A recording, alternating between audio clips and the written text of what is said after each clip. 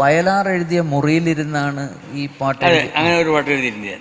കമലിൻ്റെ ഒരു പടത്തിന് വേണ്ടി പാട്ടെന്ന് പറയുമ്പോൾ എനിക്ക് സ്റ്റക്കായിപ്പോയി. ഒന്നും എനിക്ക് ടെൻഷനായിട്ട് ഞാൻ എഴുതുന്ന കാലം എന്ന് പറഞ്ഞാൽ ഫുൾ പാട്ട് ട്യൂൺ ഉണ്ടാക്കിയിട്ട് എഴുതാൻ തുടങ്ങിയ കാലമാണ്.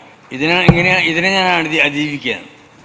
അപ്പോൾ കണ്ണാടി കയ്യിൽ എന്നുള്ള പാട്ട് എഴുതാൻ തുടങ്ങിയപ്പോൾ സിന്ദൂര പൂവേ എന്ന ഒരു ഡമ്മി വേർഡ് വെച്ചിട്ട് ജോൺസൺ പാടാൻ തുടങ്ങി. അപ്പോൾ എനിക്കൊന്നും കിട്ടുന്നില്ല, അതിൽ നിന്ന് ബ്രേക്ക് ചെയ്യണ്ടേ, പറ്റുന്നില്ല. ഞാൻ രാത്രിയിലെല്ലാം ഇങ്ങനെ ആലോചിച്ചുകൊണ്ട് എനിക്ക് പണി പറ്റില്ല എന്ന് ഞാൻ തിരിച്ചു പോകാമെന്ന് വിചാരിച്ചു. കമലിനോട് പറയാണ്ട് ഞാൻ രാവിലെ സ്ഥലം വിട്ട് തന്നെ. അപ്പോഴാണ് അമ്പിയണ്ണൻ എന്നൊരു വലിയ എഡിറ്ററാണ്, അദ്ദേഹം അപ്പുറത്ത് വർക്ക് ചെയ്തുകൊണ്ടിരിക്കുന്നുണ്ട്. അപ്പം ഞാനിങ്ങനെ നടക്കുന്നുണ്ട്. അതേ നേരം തിരുവനി എന്താ ഇതെ പറ്റി, നിങ്ങളിരിക്കുന്ന മുറിയുണ്ടല്ലോ വയലാറിൻ്റെ മുറിയാണ്, നിങ്ങൾ സുഖമായി കിടന്നുറങ്ങിക്കോ, രാവിലെ ആകുമ്പോൾ പാട്ട് വരുന്നത്. ഞാനവിടെ കിടന്നുറങ്ങി. വേണമെങ്കിൽ പോകാമല്ലോ, പാട്ട് വന്നാൽ പാട്ട് എഴുതാം. രാവിലെ ഒരു 4 മണി ഒക്കെ ആകുമ്പോഴേക്കും സാക്ഷാൽ വയലാർ എഴുതും പോലെ അദ്ദേഹം താഴെ പായയിൽ കിടന്നാണ് എഴുതാറെന്ന് പറഞ്ഞു കേട്ടിട്ടുണ്ട്. ഞാനൊന്നും ചെയ്യില്ല, ഞാൻ അവിടെ തന്നെ ഇങ്ങനെ ഒന്നും അറിയാത്ത പോലെ കിടന്നു.